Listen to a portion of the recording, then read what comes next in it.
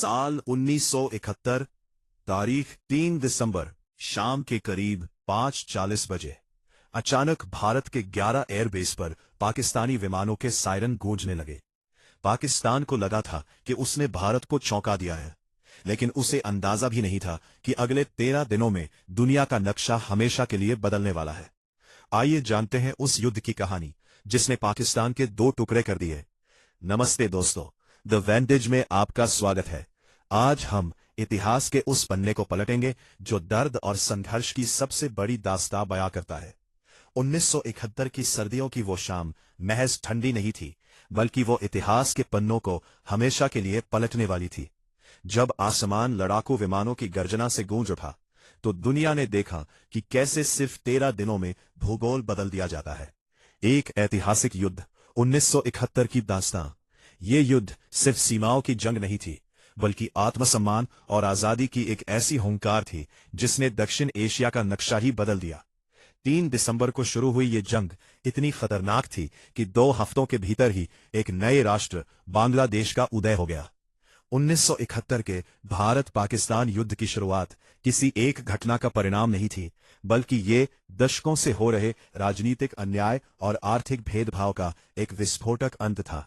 इस संघर्ष की गहरी जड़ें 1947 के विभाजन में ही छिपी थी, जिसने पाकिस्तान को 2 ऐसे भौगोलिक हिस्सों, पूर्वी और पश्चिमी में बांट दिया था, जिनके बीच केवल धर्म की समानता थी, लेकिन भाषा और संस्कृति पूरी तरह भिन्न थी। पश्चिमी पाकिस्तान के शासक वर्ग द्वारा पूर्वी पाकिस्तान, अब बांग्लादेश पर जबरन उर्दू थोपने की कोशिश और वहां की बंगाली अस्मिता को कुचलने के प्रयासों ने सबसे पहले भाषा आंदोलन को जन्म दिया। धीरे धीरे ये असंतोष एक गहरी खाई में बदल गया, क्योंकि पूर्वी पाकिस्तान की जूट और संसाधनों से होने वाली कमाई का बड़ा हिस्सा पश्चिमी पाकिस्तान के विकास पर खर्च किया जा रहा था, जबकि बंगाल की जनता गरीबी और चक्रवातों की मार झेल रही थी। तनाव का मुख्य बिंदु 1970 के आम चुनाव बने, जहां शेख मुजीबुर रहमान की अवामी लीग ने ऐतिहासिक बहुमत हासिल किया।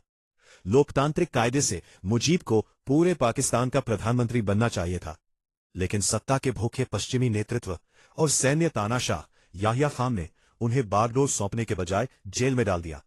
इस विश्वासघात के विरोध में जब पूर्वी पाकिस्तान की जनता सड़कों पर उतरी, तो पाकिस्तानी सेना ने 25 मार्च 1971 को ऑपरेशन सर्चलाइट नाम से एक खौफनाक सैन्य दमन चक्र शुरू किया। इस नरसंहार और हिंसा से बचने के लिए लगभग 1 करोड़ शरणार्थी भारत की सीमा में घुस आए, जिसने भारत के सामने एक गंभीर मानवीय और आर्थिक संकट खड़ा कर दिया। इस समय भारत के लिए इन शरणार्थी को संभालना बहुत मुश्किल हो गया था। इस वजह से इंदिरा गांधी जी ने सम मानेकशॉ से इमीडिएट अटैक करने को कहा, लेकिन सम मानेकशॉ ने उन्हें अभी अटैक करने से मना कर दिया। उन्होंने कहा कि इस समय गर्मी का मौसम है, जिसकी वजह से हिमालय की पहाड़ियों की हाइट भी कम हो गई है, जिसकी वजह से हो सकता है कि चीन भी इस वॉर में शामिल हो जाए। और उन्होंने कहा कि इस समय पर हमारी सेना भी अलग अलग जगह डिप्लॉय है और हैवी वेपन्स भी अरेंज करने होंगे इस वॉर के लिए, जिसमें बहुत समय लगेगा। यही रीजन देते हुए उन्होंने अटैक को डिले कर दिया और इंदिरा गांधी जी ने उनकी बात मान ली। और उसके बाद अगस्त में हमने एक हिस्टोरिक ट्रीटी साइन की यूएसएसआर के साथ, जिसकी हमें आगे बहुत ज्यादा जरूरत पड़ने वाली थी। और फिर महीना आया नवंबर का, और इस समय पर नवंबर के लास्ट वीक में इंदिरा गांधी ने इंडियन आर्मी को एक फाइनल ऑर्डर दिया वॉर के लिए रेडी रहने को, क्योंकि इंडिया 4 दिसंबर को पाकिस्तान पर अटैक करने वाला था। लेकिन इंडिया की तैयारी देखकर पाकिस्तान प्रेसिडेंट याहिया खान ने 3 दिसंबर को ऑपरेशन चंगेज खान लॉन्च कर दिया, और उस दिन पाकिस्तान ने इंडिया पर 150 से 200 बॉम्ब गिराए थे पंजाब के एयरबेसिस पर। लेकिन उस अटैक में इंडिया के सिर्फ रनवेज को ही नुकसान पहुंचा था, और उस नुकसान को भी इंडिया ने बहुत आसानी से रिपेयर कर लिया था। लेकिन इससे ये बात सही हुई थी कि भारत को पहले अटैक करने की जरूरत नहीं पड़ी थी, और ऐसा करके वॉर का पूरा ब्लेम पाकिस्तान पर लग गया था। उसके बाद रात के समय सम मानेकशॉ इंदिरा गांधी से अटैक करने के लिए परमिशन मांगते हैं, और उसी समय रात को इंदिरा गांधी सभी देशवासियों को वॉर के बारे में बताती है। इंडिया 4 दिसंबर को पाकिस्तान पर एयर अटैक कर देता है, जिसमें इंडिया पाकिस्तान पर 350 से 400 बॉम्ब गिराता है। और वहीं दूसरी तरफ इंडियन नेवी ईस्ट पाकिस्तान की ओर बढ़ती है और ईस्ट पाकिस्तान के चिटगांव पोर्ट और कॉक्स बाजार पोर्ट पर अटैक करके उन्हें बर्बाद कर दिया। वहीं दूसरी ओर इंडियन नेवी वेस्ट पाकिस्तान पर ऑपरेशन ट्राइडेंट लॉन्च करती है। इस ऑपरेशन में पहली बार सोवियत निर्मित ओसा क्लास मिसाइल बोट्स आईएनएस निपात, आईएनएस मिरघट और आईएनएस वीर का उपयोग कर पाकिस्तान के कराची बंदरगाह को पूरी तरह ध्वस्त कर दिया। इस साहसिक हमले में भारतीय नौसेना ने घातक स्ट्राइक्स मिसाइलों से दुश्मन के युद्धपोत पीएनएस खैबर और पीएनएस मुहाफिज को समुद्र में डुबो दिया और कराची के तेल भंडारों में ऐसी भीषण आग लगाई जो कई दिनों तक जलती रही। इस ऑपरेशन की सबसे बड़ी विशेषता ये रही कि भारतीय बेड़े ने बिना किसी सैन्य क्षति के इस मिशन को सफलतापूर्वक पूरा किया, जिसने पाकिस्तानी नौसेना की कमर तोड़ दी। और इसी विजय की याद में हर साल 4 दिसंबर को भारतीय नौसेना दिवस के रूप में मनाया जाता है।